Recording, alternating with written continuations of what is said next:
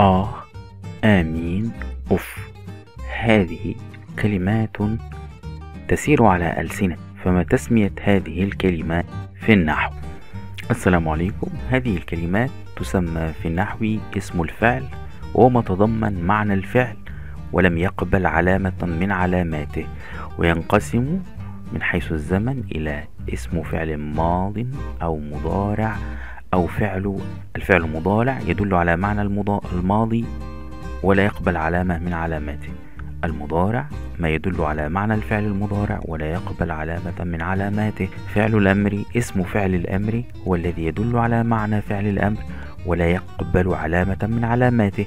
أمثلة للفعل الماضي نقول هيهات، وللمضارع نقول بمعنى أتضجر، وللأمر نقول صح، وحي على الصلاة، وإيه، ومه.